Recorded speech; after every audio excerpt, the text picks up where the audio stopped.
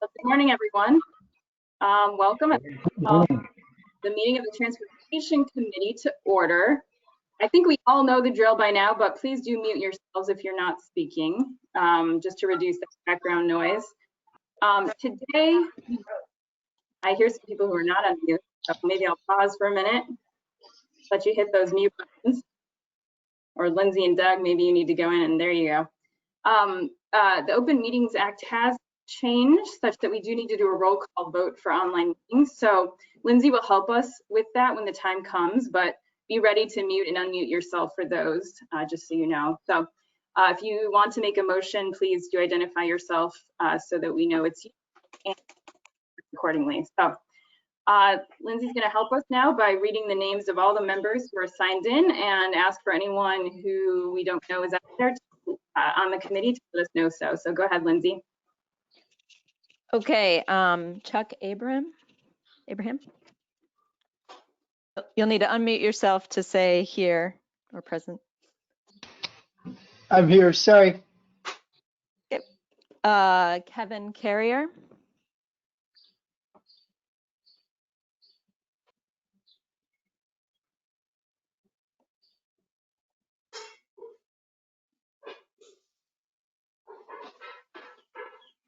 Okay. I'm here. Yeah. Okay, the mute's thank working you. now. Sorry. Thank you. Lynette Civarella. Here. And I didn't see Michael Connolly yet. Did he log in? John Donovan. I am here. Okay, Doug Ferguson. Present. I skipped, let's see, or Tony Greep. Did not see. Adrian Guerrero. Not. And Robert Hand. Jessica, Hector Sue. Present. Scott Hennings. Present. Kelso. Here. Do we have Fran Kloss? I don't think so. This is Jackie Forbes. I'm representing him. Okay, great. Thank you, Jackie. Christina Kapkowski. See you. Present. Eric Llewellyn. Present. Do we have Kevin Muse or Chris Hybert? Chris Hebert, representing Kevin Hughes. Okay, thank you. Tara Orban. She's unable to unmute herself, but she is present. Okay, Jessica Ortega. Here. And do we have Heidi Persad? I have not seen her in the list. Brian Carlson, over representing Anthony Quigley. Present. Tom Rickert. Present. Mayor Rockingham. Present. Thank you. Joe Schofer.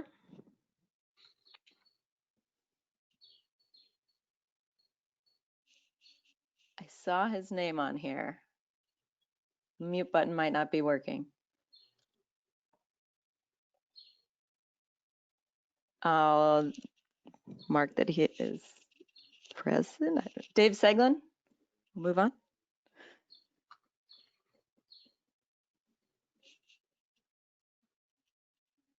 Dave, did you say present? Oh, you're muted. Chris Snyder is not here. P.S. Siraj, I did not see. Scott Weber, also did not see. Audrey Wenink, I believe she's not here. And Rocco Zucchero. Here, patiently waiting at the end.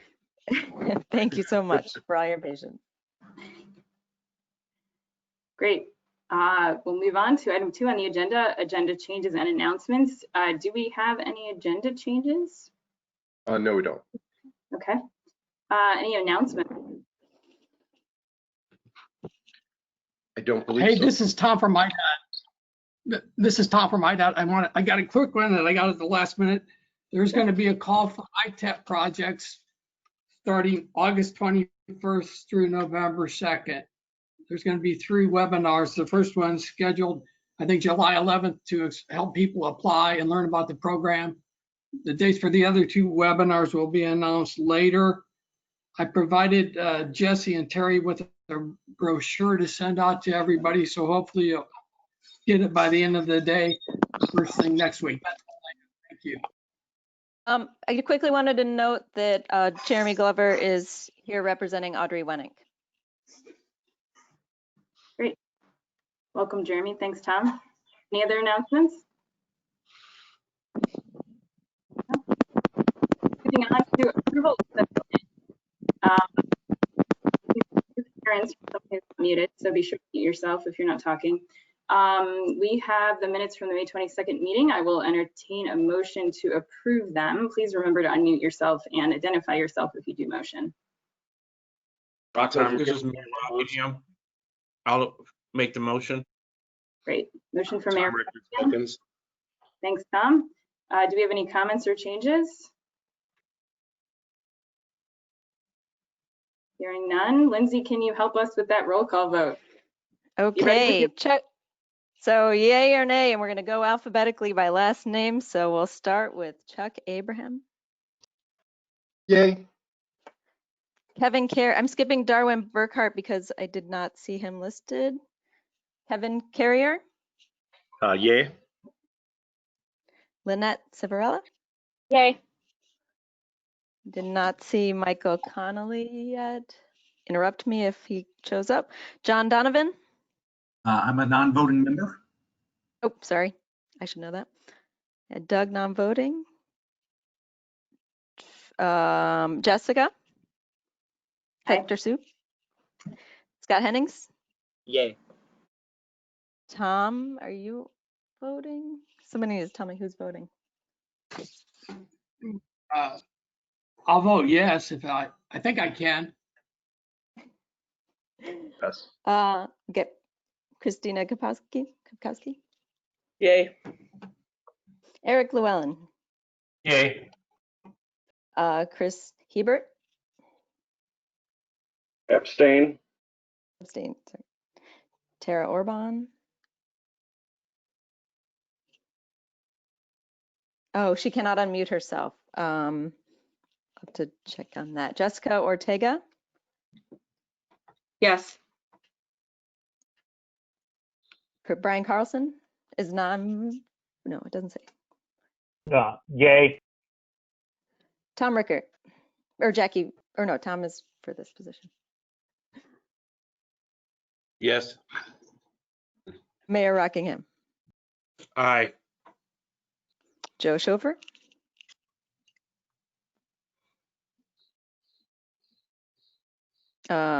Maybe a mute issue. Dave Seglin.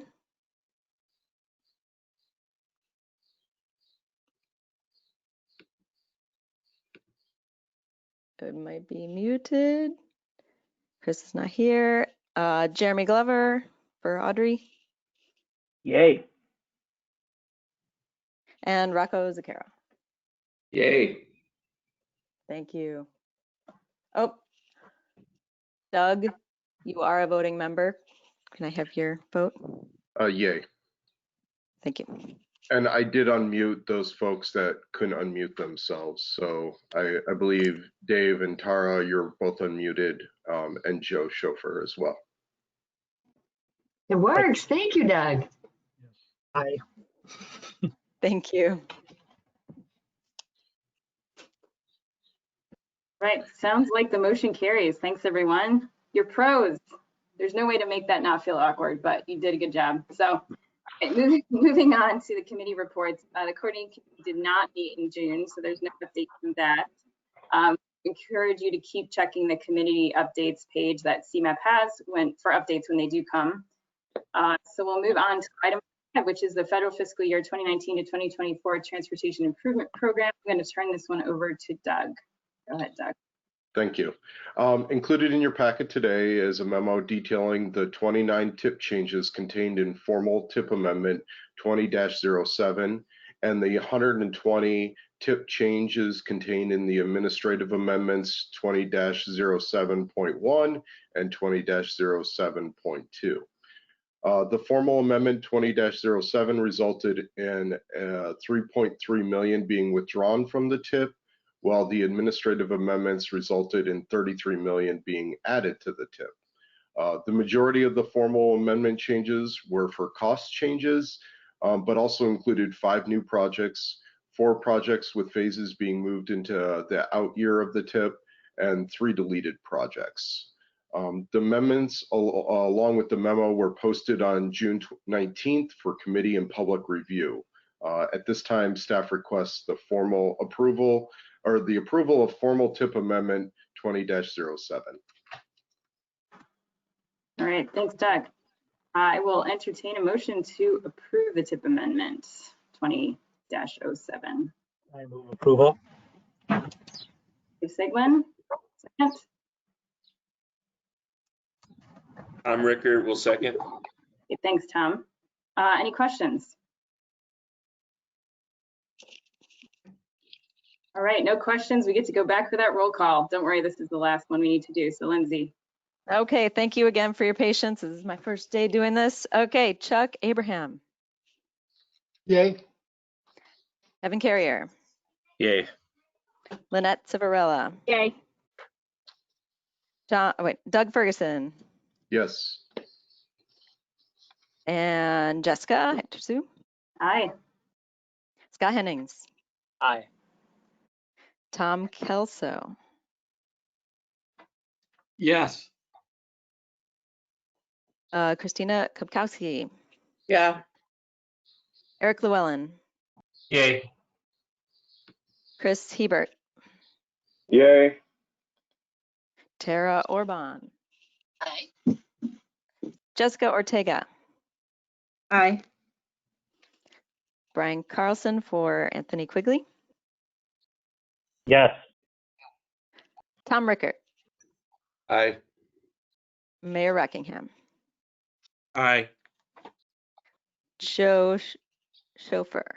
Aye. Dave Seglin. Aye. Jeremy Glover for Audrey Wennick. Aye. And Rocco Zucchero. Aye. All right, excellent. The motion carries. So now we move on to the draft framework for transit capital investments. I'm actually going to give that presentation too. I asked CMAP staff if I could give all the presentations today, and they told me I could only do this one. So I'm going to do this one. Doug, I think you're going to hand it off to me to share my screen. All right. Should be transferring to you now. Awesome. Going to show my screen. Hopefully you see my presentation. We do. Awesome. All right, so what I'm going to do today is tell you about some work that we at RTA have been doing with CTA Metro and PACE to refresh our transit capital investment framework. We will be releasing a document for public comment on July 15th. So we wanted to give you as Transportation Committee a preview of what's in the document so that you can take a look at it when it becomes available.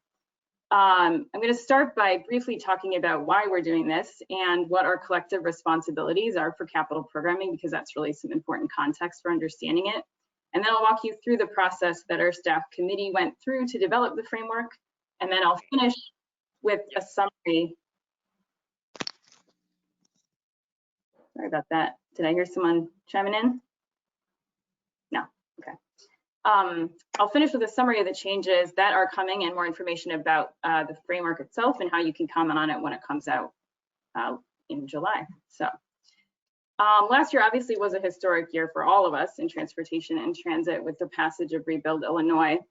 We've all of us, but especially in transit, have been working really hard for several years to convince others of the importance of investing in our transit system, hence the strategic plan by that name that I've presented here at TC. And Rebuild does represent a significant infusion of funds, and it's good news for sure, but unfortunately, it's just a blip on the radar. When we look at how the 5-year funding levels are going to impact the condition of our assets, we see that the Rebuild Illinois funds unfortunately won't solve our long-term problems.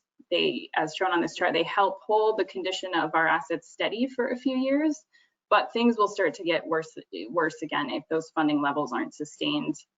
So before COVID happened, we had kind of two objectives for 2020. One was to do a great job spending the Rebuild Illinois funds, getting them into grant agreements and getting those projects moving, but also simultaneously pushing for more funds in Springfield and in Washington. Unfortunately, COVID has changed kind of everything and nothing about that.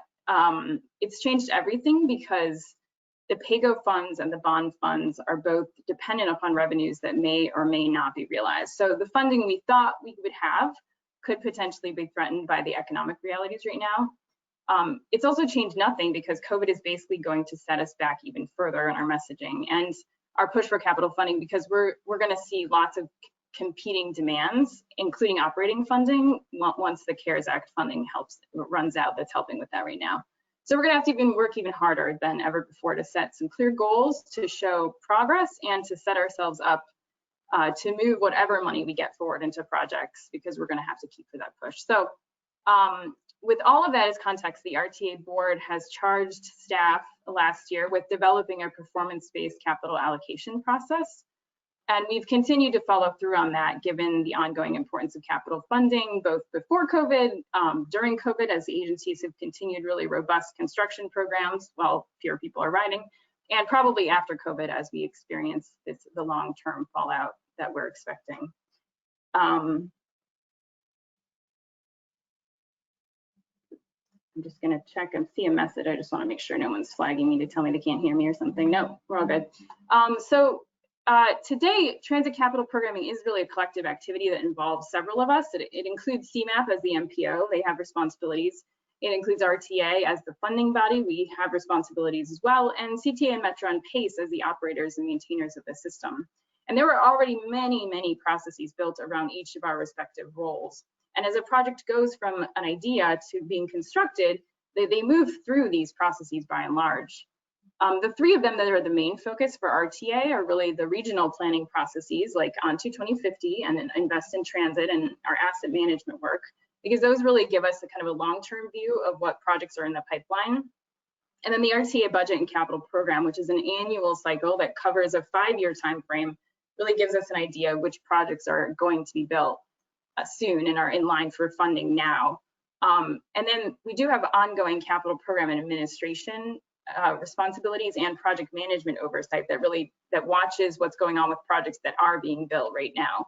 So we've chosen to focus the new investment framework on those three areas, because those are really the components in which RTA is most involved and the points at which all of the agency's capital programs come together. So clearly each of the transit agencies also does many things on their own related to capital programming and project delivery, and we're not really getting into that here. So it's really an opportunity. We're seeing it as an opportunity to talk more about what we collectively do to deliver on projects and how the capital program will ultimately impact riders. So based on the RTA's board charge to create this investment framework, the RTA and service board executives met in February, and they agreed to a process by which a committee of staff would develop the details of a framework that would be released in July as per the board ordinance that was passed. So the committee met monthly, all spring. We did take April off because we were all in crisis mode at that point, but we worked to incrementally develop elements of the framework. I'm going to preview those today for you, and then you'll see them in the document itself when it's released. So one of the first things we did as a group was consider how we could do a better job communicating about the transit capital program, specifically about the goals of the program, about the processes that we go through in the programming, and then the outcomes. And we wanted to focus those on our key audiences. And for RTA, these audiences include, in order of importance, I would say, elected officials in the legislature, who we work with a lot, our government partners, like all of you, our transit boards. We have 4 boards, and they're all very different, but they all care about different elements of this work. Our civic and advocacy groups, which include some of you and others who've been pushing us to do more in this area with the passage of Rebuild. And the public and riders, of course, are the reason that we do all of this. So we want to make sure that they have information when they're looking for it as well. With that in mind, we also looked at some examples from other areas and decided that really more as archetypes to help us see how other people were doing programming. You know, no one is an organizational equivalent to us, so it was really more about the kinds of documents, not the sort of soup to nuts planning process. So with that in mind, we really liked TTC's document. They have a great capital program document that explains how their investments are impacting the system. And Virginia also has a great dashboard as part of their Smart Scale program. And so we're hoping to leverage some things we learned from them to provide something like that in our area this year. So the new framework, really, when it comes down to it, wants to do a better job, aims to do a better job communicating about those three things: the goals, the processes, and the outcomes of the capital program in a more transparent and engaging way. It will also do a better job clarifying the linkages between the capital projects that we're building and the regional goals that we've all agreed to, that I mentioned earlier, so that our stakeholders understand the impact of the program with a specific focus on Invest in Transit. We'll be making 3 specific changes to our process this year that you'll see. One is that we are clarifying how the capital program achieves our goals. We have a set of core requirements, we call them, things that the trained agencies have to do as a key part of what we do, things like safety. And then we also are using the strategic goals from Invest in Transit to frame that. We'll also be improving some of our data collection efforts as we compile the regional program so that we can communicate more detail with our stakeholders about the status of specific projects and the impact of the program overall again. And then we're going to be enhancing our information products and providing updates throughout the budget year, which is just beginning now, so that people who want to engage in it are aware of what's going on and productive ways in which to do that. There's more detail in the document, but this is the gist of the work that we've done. In terms of next steps, the framework will be released on the RTA website for a 45-day public comment period starting July 15th. RTA will put out communication about that, so please sign up for our press releases and blog posts if you haven't already. You can also reach out to me and I'll make sure that you can access it. The annual regional budget process just kicked off as well. So the investment framework, as we've worked on it, is incorporated into that. And as we receive comments, we'll of course consider those for both this year and future years. Last but not least, and most importantly, those enhanced information products that I mentioned will be coming out this year, things like a better document and more web tools so that you can explore the program. And so you will want to look for those as well. So with that, that is all, and I will be happy to take any questions that anyone might have.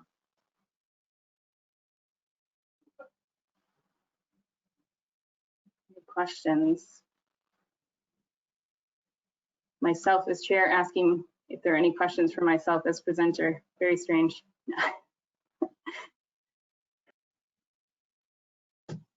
So this is Jeremy from NPC. This isn't necessarily really changing the way projects are selected to be included in capital plans. It's more of just making the process more transparent. It might. I think that there are already, the point that we're trying to make is there are already many processes that projects go through to be selected, and there isn't anything inherently flawed about all of those processes, but we could do a better job talking about them and sharing them with all of you and making sure that people understand what projects go through. By reframing the capital program in terms of those strategic goals and those core requirements, we hope that that will shape the way that we all think about the projects, if that makes sense. So hopefully it will shape change by making sure that we're staying focused on what's important to us. But we're definitely not throwing everything up in the air and sort of starting over. That isn't necessary, and it isn't really possible given the way that things are funded.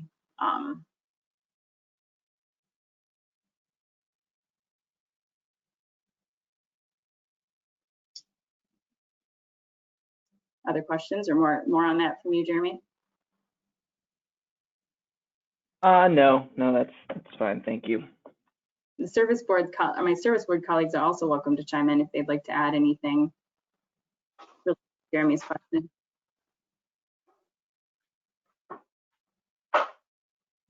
A couple of you out there.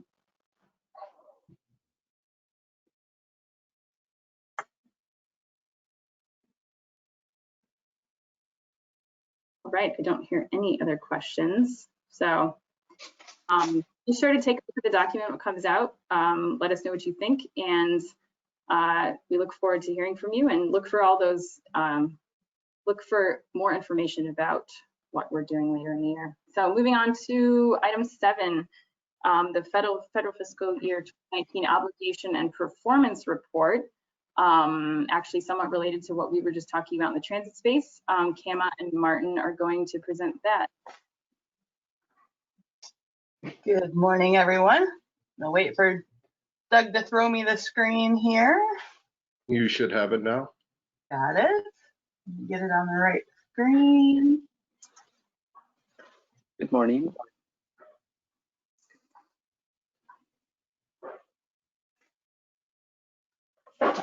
Right. Do you have my screen? We do. All right. Perfect. All right.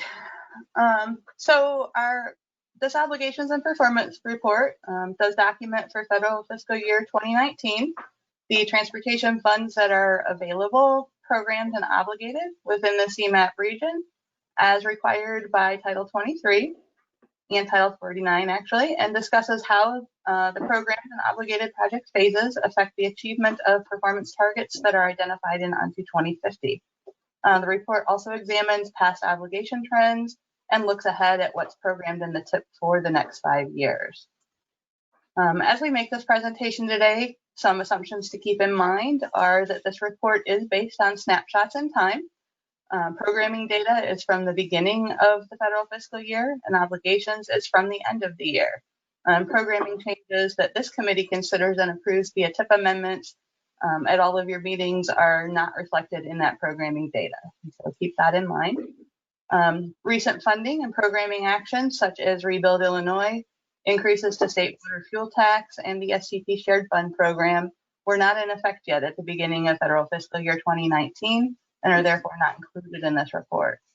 Finally, when we talk about obligations in this report, project phases that are authorized by Federal Highway in advanced construction status, or AC, are not considered to be obligations. So that represents about $220 million in advanced construction authorizations that are not technically a federal obligation. While the report is focused on all of the transportation work in the region, it also separately tracks the ONTO 2050 regionally significant projects, as well as projects that are programmed directly by CMAP. In 2019, those directly programmed projects are the CMAC and TAP programs. As I mentioned before, the STP Shared Fund didn't exist yet. So to understand the impact of our obligations for the year, it's important to take a quick look at what we plan to do as represented by what was programmed in the TIP. So in federal fiscal year 2019, CMAP does estimate that approximately $6.2 billion was available to program. This does include unobligated funds carried over from prior years and is based on the state and regional resources table that we use to constrain federal funds within the TIP, as well as estimated local motor fuel tax balances at the beginning of the year, plus the distributions projected throughout the year. Even though over $6 billion was estimated to be available, in the TIP, we only programmed $3.7 billion. But of course, it's important to keep in mind not all funds within the region are programmed in the TIP. For example, the local motor fuel tax funds, which are almost 25% of the estimated available funds, are generally only included in the TIP when they're used to match federal funds. While at a glance, it's definitely concerning that the region did not fully program available funds, there are significant unknowns in both, our estimated available funds as well as in the programming of funds outside of the TIP. So just over half of what's programmed in the TIP, which is in shades of green, are federal funds from the Federal Highway Administration and Federal Transit Administration, also with a very tiny sliver of Homeland Security funds that are labeled here as other federal. State funds, which include those funds used to match federal funds, funds for state-only projects, as well as funds used by local agencies under the state's, township bridge and economic development programs, are shown in yellow and make up about 6% of the programming. In gray are private funds that were programmed in federal fiscal year 2019. And then the remainder of the funding programmed, which is almost 40% of the program, and shown in shades of blue are local funds, which includes funds from the Illinois Tollway, funds from municipalities and counties, as well as programs such as Invest and Cook, and then Service Board local funds. The majority of the local funds programmed within the TIP are used to match federal. The funds programmed within the TIP are for a variety of kind of overarching project types.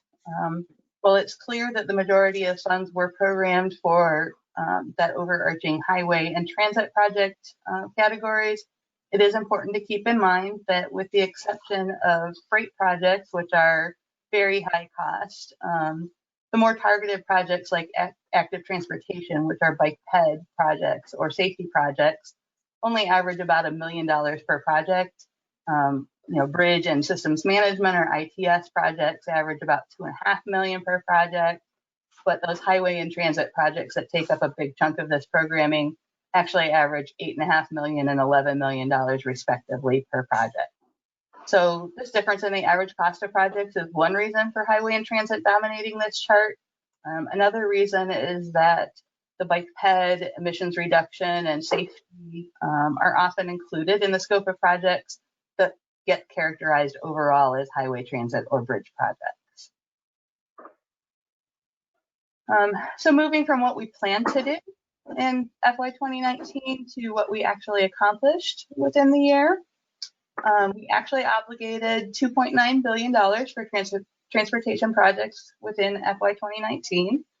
This is 78% of what the region had programmed, but only about 47% of what was estimated to be available. The details of the obligations are shown here by project type and obligation type. I don't want to go through this chart today. I just did want to note that this is a level of detail that will be in the final published report. I do though want to spend a minute talking about those regionally significant projects and projects that are directly programmed by CMAP. On the RSPs, although we didn't do quite as well as the overall programming average, we obligated 75% of the funds programmed, and we did obligate $882 million total for Onto 2050, road expansion, guideway improvement, transit expansion, and transit station projects. Most of that funding was spent on construction or implementation, but there is a decent amount of obligations occurring on engineering phases, meaning that we'll continue to see these important regional projects moving to completion in the coming years.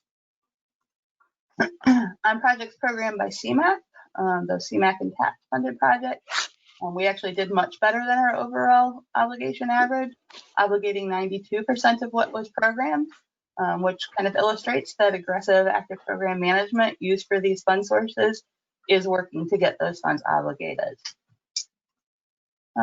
So how do our programming and obligations relate to achieving our federal performance targets and realizing the principles of Onto 2050? I'm going to turn it over now to Martin to talk through that. Thanks, Kama. Hello, everyone. So federal law requires that the TIP, and I quote, shall include to the maximum extent practicable a description of the anticipated effect of the TIP toward achieving federal performance measure targets identified in the Metropolitan Transportation Plan, linking investment priorities to those performance targets. So in other words, we have to show how the TIP helps us achieve federal transportation goals. I'm going to quickly share with you the status of those performance measures, then go through how we've been trying to link those performance measures with the TIP. There's 44 measures, so I'm going to go through them pretty quickly. Many of these, or most of these, are actually going to get a separate discussion at TC at some point this year, including transit safety, pavement system performance. Highway safety comes annually every year. So I'm going to go through these pretty quick, but you'll have a chance to talk about most of these again. My first slide shows the asset condition of the national highway system and the transit system in the bottom in gray. I'd like you to focus on the last column titled progress, which indicates if the measure is trending in the right direction. So up is sometimes good and sometimes bad. So focus on the color. Green is always good and red is always bad in that last column. The first 4 measures on this slide look at pavement condition. Pavement is transitioning to a new measurement system in the fall. So we're going to bring new targets to you in the fall on that new measurement system. So your first glance at the data there.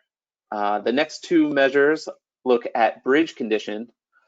As with all measures, it's going to take a few years for us to really see any impact of recent increases in capital funding on these measures. So these are trending in the wrong direction, but we hope to see that change with the capital bill. Transit asset condition on the bottom is a little more mixed in performance. Here, this is measured. We look at buses, rail vehicles, transit, paratransit, and support vehicles by age, and then track and facilities are based on observed condition. Some of these are new measures to NDD, so we're still developing trends for transit in some of these areas. The next set of measures looks at system performance. The first 4 are emissions measures of the CMAP program. A mature system of air quality monitoring already existed when these federal measures were developed. So these first 4 measures are really just a tabulation of the CMAP program. Don't really track anything over time. The next 4 track the impact of congestion on travel in the region. In general, we're targeting an increase in reliability of the system over a reduction in congested hours. Finally, the census data indicates we are on track for our ambitious onto 2050 non-SOB target over the past few years. Even before the pandemic, rise of working at home had been a major factor in this measure. So this will be an interesting one to watch over the next few years. Can I ask a question at this point? Sure. Looking at the last column, the progress column, is that just comparing the most recent measure to how we are now? Because, for example, looking at interstate system travel time, we were back in 2015 at 63.6. Now we're at 64.1. I would classify that as trending in the wrong direction, but you have a little green line there showing trending in the right direction.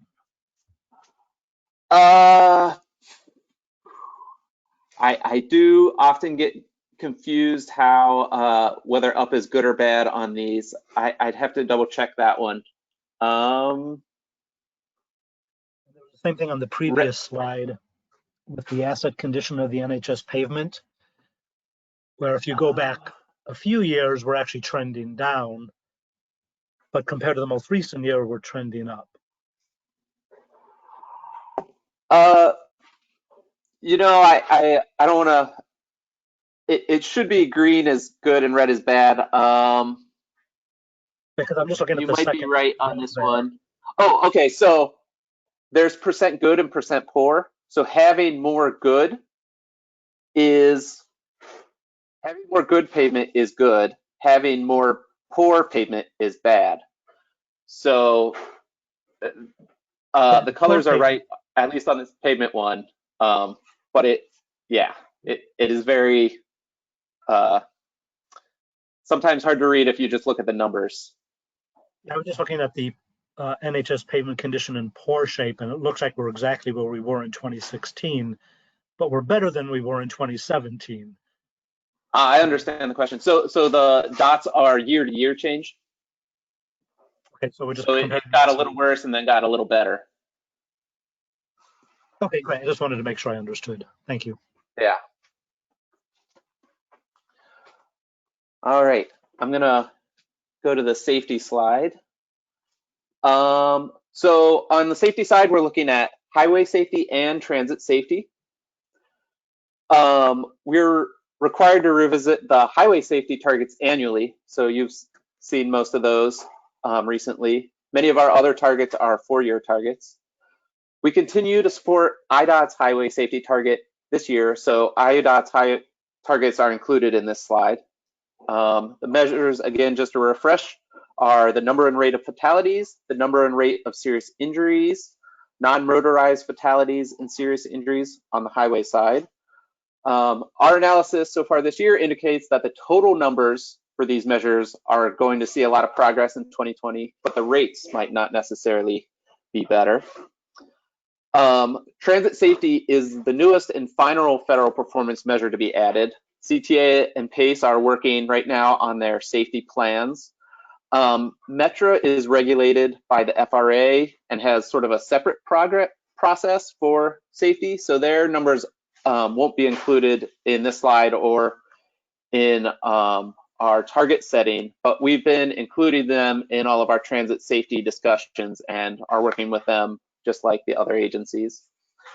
Transit safety targets will be set by mode, so we'll have bus and rail separate. They'll be somewhat similar to the highway safety measures with fatality and serious injury count and rates, but in addition, they will include safety events and miles between mechanical failures as sort of two unique measures to them. And these measures, once again, safety, transit safety is going to be coming to Transportation Committee in the fall for discussion. Okay, now that you sort of have a refresher of what all the performance measures are, I'm going to talk a little bit about how they relate to the TIP and obligations. We've asked programmers to self-report what federal performance measures their projects influence with a checkbox in the ETIP. So each project checks one of 8 or 10 different checkboxes. A project can only be connected to one TIP project type. So those are on the left side in this chart, but it might influence several federal performance measures, which are across the top in this chart. For example, several large highway projects influence highway safety, pavement, congestion. In this reporting on federal performance measures, the dollars for projects are double counted. So if a project influences both highway safety and congestion, we're going to double count the full value of that project. Using TIP project types allows us to look sort of at historic spending and understand how it may have impacted federal performance measures.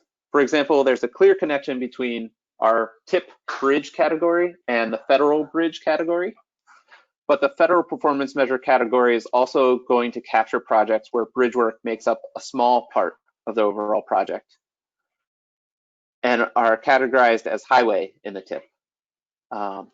In the TIP bridge shows 155 million, while federal performance shows 352 million, because it's capturing all those other projects that have bridges as part of them.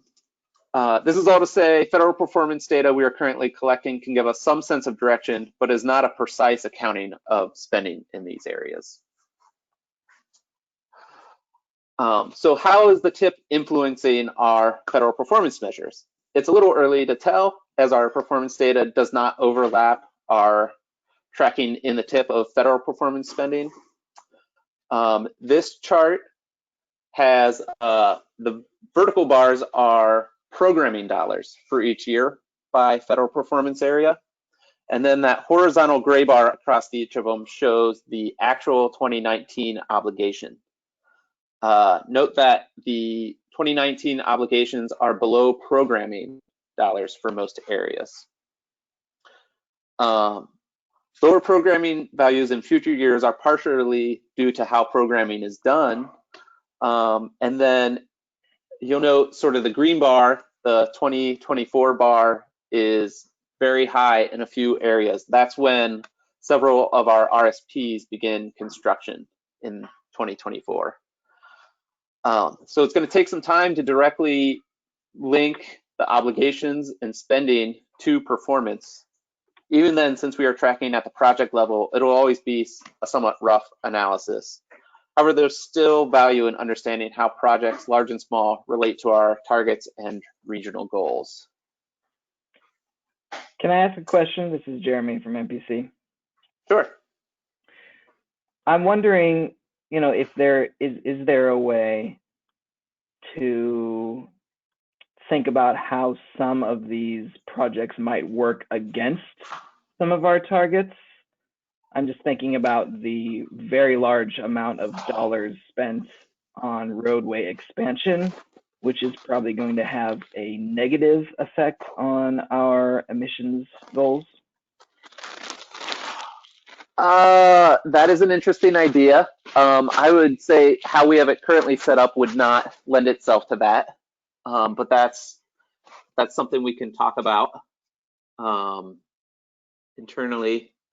I'm not sure how we would do that exactly, but emissions yeah. and safety probably too. If you got right more road, more vehicles, more crashes. We do tabulate sort of the emissions impacts of large projects, so that's something we could talk about and think about doing. Thanks for that. Mm-hmm. All right. Now let's take a minute to look a little more at both past trends and our future programming. Looking at we have programmed in the TIP, we see that there are gaps to fill in our programs, especially in the later years. These gaps aren't a failure. Many funding programs program in 1 to 2 year cycles, but these gaps do represent an opportunity for the region to consider strategies to plan ahead with projects that can influence our performance targets that I just spoke about. So let's look at trends and programming by specific TIP project types. Both our obligations from 2016 to 2019 and our programming through 2024 lead to an upward trends for highway and transit projects. So obligations, history on the left and future looking on the right there. But bridges and freight projects are a little less steady from year to year, with bridges trending downward.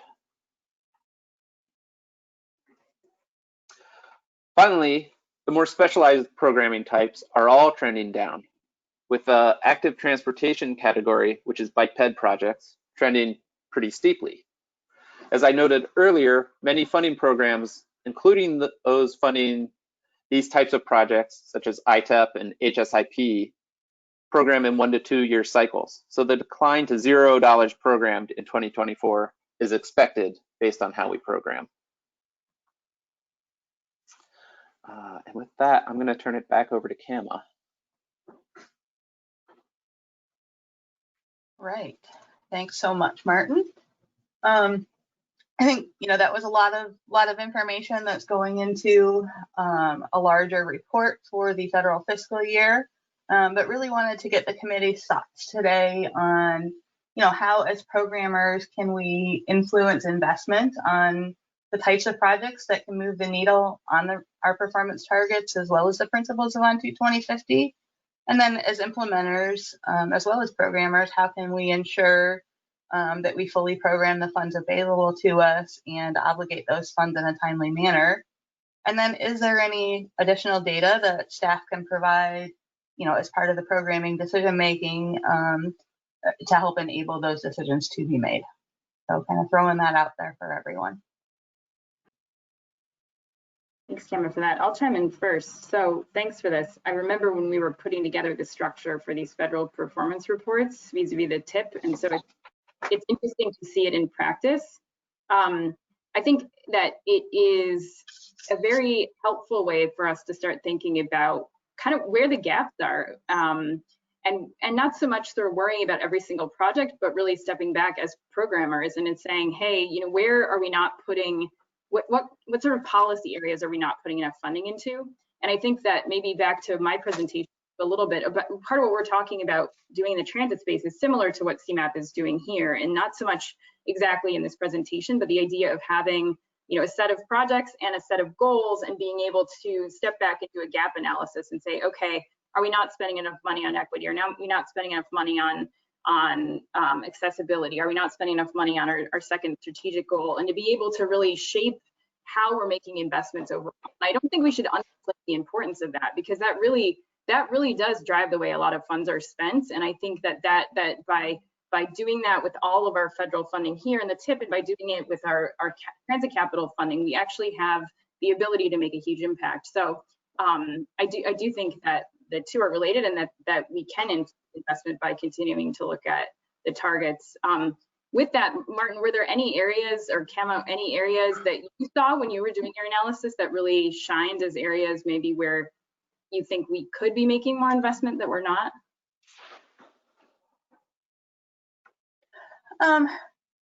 This is Camo again. I think that at this point, it's kind of high level data that we're seeing, looking at, 1,400 projects in the TIP approximately. I think that digging a little deeper into individual project details, right now, programmers kind of self-report what performance targets that they think their project is going to influence, and we don't know a lot about the scale of those influences. And so, I think that the trend lines show some gaps in, active transportation emissions reduction, for example, but looking at those projects as individual project types, there appear to be gaps. But I think when we are able to drill down into the details of individual projects, and that's detailed information that's provided by the programmers and implementers, I don't think those gaps are as big as they appear to be. And so I think help from the programmers in identifying, specific scope elements of projects within the TIP makes it easier to identify and track those gaps. I see. And I would say what struck me is how big of an influence the RSPs really have. So in the years when a major transit project is happening, you see major investments in that area, or a major highway project really moves it in that area. So dollar wise, you can really, those RSPs can really make or break some of these measures. Whereas count wise, they're a little more consistent year to year. So interesting. I mean, in some ways that means that you're doing your job. We're doing our job, right? If the RSPs are where we put a lot of our attention, and those really do move the needle, then that means that we're putting our attention in a good place, right? Yeah. Yeah, good. Any other questions from the rest of the committee for Camo and Martin? Hey, Jessica, this is Christina. I know that from our standpoint, the biggest issue that we're having for timely obligations at the county level, at least in Will County, is right-of-way acquisition. We have a few projects that we're going on years 5 or 6 that we're in the right-of-way acquisition process. So right-of-way is our big issue, and we've talked about this before, but I don't really know how to get around that. Interesting. I don't actually know the answer to this, but CMAP, do you have any way of systematic way of asking folks what the causes of the kind of obligation delays are? So for the funding sources that we program, CMAC, TAP, and STP, I think most of you know, we do some pretty aggressive tracking of the status. And so we're able to start to see some patterns emerging there. We also have some work going on right now looking at, what's the average time span from when a project enters the TIP until when those obligations occur. So that analysis is ongoing right now.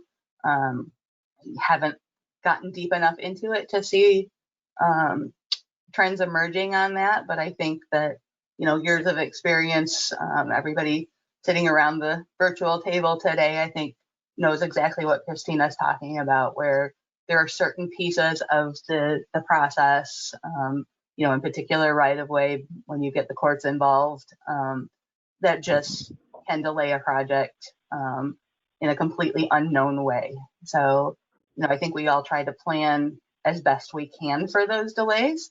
But, 5-6 years, like Christina just mentioned, I mean, how do you plan for that? So I think we're doing our best to analyze the data that we have and look for those patterns and try to plan accordingly. This is Brian at IDOT. I'd just like to add on to that too, that we're experiencing, some greater delays with the right-of-way acquisition process as well. Traditionally, we've had like 12 to 18 months for acquisition, and we programmed our acquisition funds, one or so years out ahead of construction. But we've recognized the same trend. Our projects that go through Chief Counsel's office, they really don't want to assume any risk. So most of the acquisitions that we go through don't even go through, aren't acquired through negotiations anymore. Everything's going through condemnation. The court systems are getting pretty bogged down with all of the acquisitions. Obviously now with COVID, there's even more delays in acquisition. So we've even started programming our land acquisition 2 to 3 years ahead of construction now, recognizing these, the delays that we're experiencing in the current environment. Interesting. So that might be an interesting next step of evolution in all this, is understanding a little bit more across the board what the causes of the delays are, because that might help shape, again, where we put our efforts and where CMAP puts your efforts in trying to fix the problems that you're seeing, or not problems, but sort of speed things up from your view. Others want to add thoughts related to that or something else?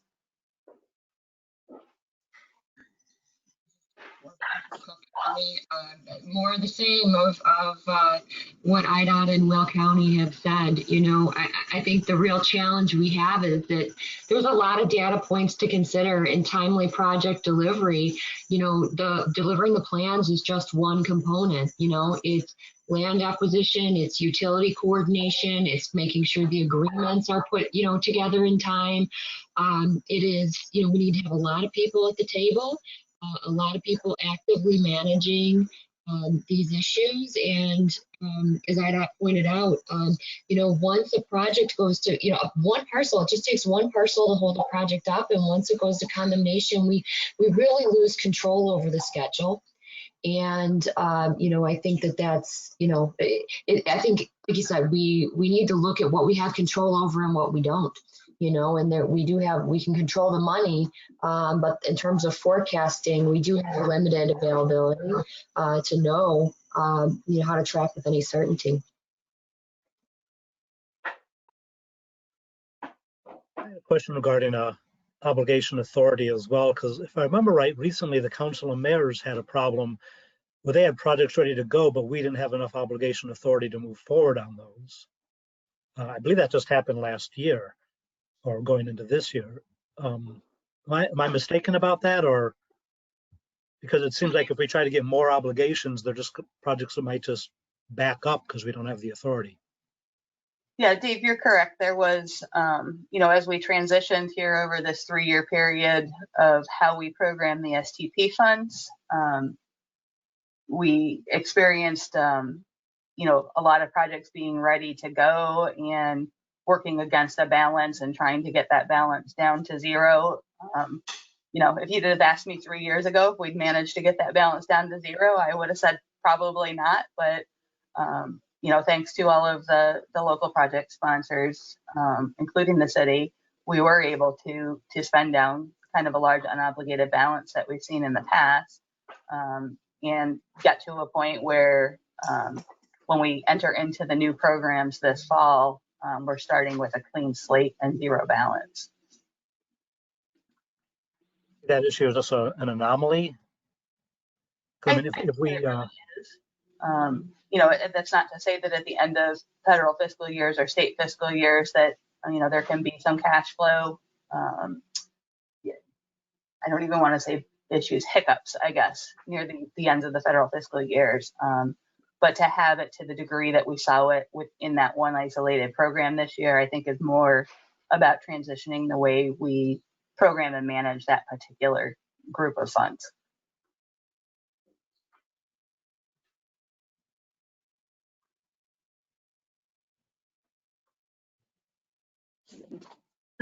Other questions or thoughts from the committee? No. Right. Kama, looks like you have one more slide there. I do. I just wanted to say that a final report will be published within the next few weeks on the obligations and performance targets. And once that's published, we want to encourage everyone to explore the data within that report and think about, both your agency's role as well as the region's role in accomplishing the projects that meet our performance goals and the principles of On to 2050. Although we historically have reported on obligations annually, with this report, we're kind of shifting our efforts to obtain and analyze data more efficiently through the ETIP database. And I also want to say a quick thanks to IDOT Central Office. They provided data in very comprehensive and easy to use formats for this report. And for the partners that we reached out to individually for supplemental data, I just wanted to say thank you so much for providing that data for this report. Look to hear from us again for that data for the next report. And then just mention some work that's related to this obligations report, which is the performance targets for pavement system performance and transit safety that Martin mentioned are going to be coming to this committee for discussion later this fall. And all of the performance targets will, of course, be updated with the On to 2050 plan update in 2 years. So always work going on in this arena. Right, great. Thanks so much, Martin and Kama. That was great. Good discussion as well. So let's move on to item 8, legislative update. We are going to have Jeff and Anthony for this. So first, I think Jeff will be providing a federal legislative update. Go ahead, Jeff. Yes, thank you, Jessica. So I wanted to provide what's going to be primarily a procedural update on what's going on in DC, and then open it up for discussion or questions. There have been a number of moving parts, and it can be a little bit hard to keep track of what's passed, what are just proposals, and where they're at in the process. So in terms of the policy, many of you watched the MPO Policy Committee meeting last week, where we provided a more policy-heavy update. So I'm not going to duplicate that. But I'm happy to take any questions in a minute on that. But in terms of process, so what's actually been passed into law is the CARES Act regarding COVID response, which we've discussed in a number of different venues. What's passed just one chamber, the HEROES Act, which was additional COVID response, has passed the House. And the Senate to this point has not shown any interest in taking up that bill. So now going sort of back further in the process, what has passed one committee? The House Transportation and Infrastructure Committee did pass the Invest in America Act last week. That markup was done partially virtual and partially in person. And if you think that on the whole members of Congress are any better than the rest of us at muting and unmuting, you would be badly mistaken. It was an interesting spectacle to behold. A very quick summary of that bill. CMAP has 5 reauthorization principles. The bill generally supports 2 of them. It generally misses the mark on 2 of them and is so-so on the final one. And I'm happy to take any questions on those. So that bill, the Invest in America Act, has been rolled into a larger infrastructure bill that the House is calling the Moving Forward Act. And they plan to take that up next week. That bill includes funding for schools, for broadband, for energy infrastructure, for housing, drinking water, and a number of other programs.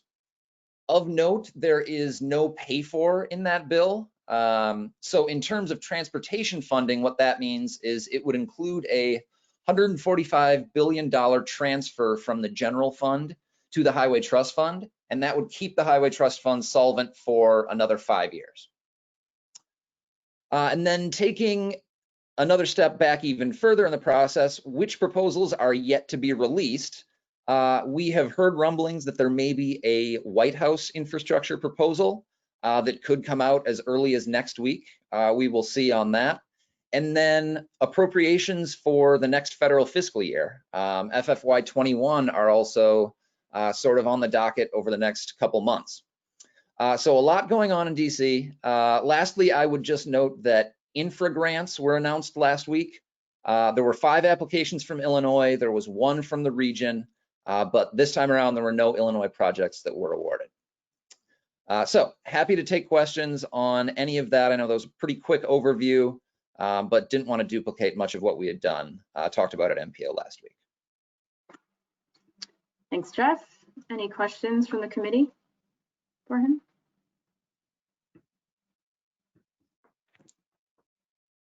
No?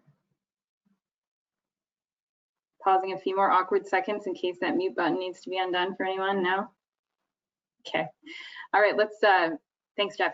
Let's move on to state legislative updates. I actually understand Anthony is here and available to answer questions, but may not actually have too much to share. Any questions for Anthony about the state? Or Anthony, do you want to chime in on anything? Oh, no, we don't really want to be too duplicative of things that have gone on, but I'd be happy to answer any questions that people have.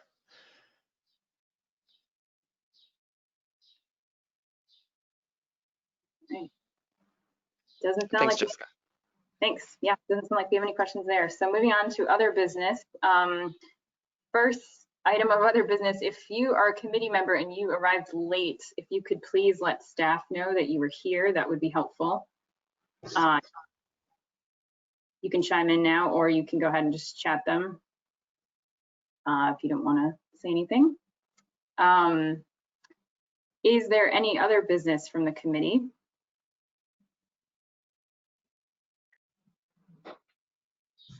Nope. We've moved past 10:30. Everyone's ready to move on. So we're going to move on to public comment. Do we, Doug and Lindsay, do we have any comments that you'll be reading today? We did not receive any advance comments, but I know that Garland wished to address the committee, so I'm going to find him in the attendees list here and unmute him. All right. Fantastic. Yes, how you doing? I'm doing all right. How are you, Garland? All right. Just would like to know, since as you know, right here in Des Plaines, River Road is still a little bit under construction, especially going north from Minor almost up to Gulf Road, and still got some work on Rand Road, right there by Rand and River Road. But my question is, when is the target completion date of River Road? Because it feels like it's been taking forever to get River Road completely done by Rand and all the way up there right before you hit Gulf Road. So because it's been almost like so many years, even the Pace bus operator has been complaining that when they go down through that route area, they said the constructions might take forever. So they would like to know, when is the target completion date so that it can be back to normal, because it feels like it's going to take over a long time to get it done. So we don't know what's going on. Hi, Garland. This is Brian Carlson at IDOT. That project is actually, we provided the funding, but the city of Des Plaines is the lead for construction. I will have to reach out to them to find out what the anticipated completion date is. But I do know that that northern half near Rand Road and by the railroad tracks there was a delay because of coordination with the railroad. So I will reach out to Des Plaines. I will get that completion date for you, and then I will get that over to CMAP staff so they can transmit that to you. All right, because this feels like and then the freight and then the railroad too needs to understand since they need to understand that we want to get it done so that the business people will say, finally, we need this thing done, because it's going to take forever and until next year or what. They really have no idea. Yes, it has been a lengthy project. We do understand that, and I will get that information for you and get that back to you. Okay. All right. Thanks. Thank you. Thanks, Garland, as always, and thanks, Brian, for taking action on that. We appreciate it. Any other comments? Yeah. The railroad. Yeah. The freight trains, right, Heather? Yes. Yeah. you have something else to add on that, Heather? No? Okay. Any other public comments? I would just add, if there's anybody in the audience that wishes to speak, please raise your hand there's a little hand raising function, and that way staff knows to unmute you.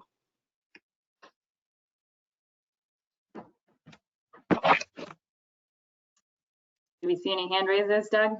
Nope, none so far. I forgot they couldn't unmute themselves. Good call. Yeah.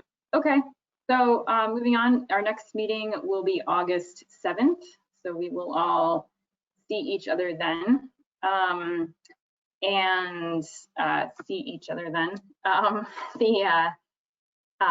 12 is adjournment. We are not going to put everyone through that roll call again. We're going to go ahead and take leave for the attendance roll call on that and adjourn the meeting. So thank you for your time. Have a great day. TGIF, Rocco. Enjoy your weekend. Thank you. Have a good weekend. Thanks, everyone. Thanks, everyone. Have a great weekend. Bye now. Thank you. Ah.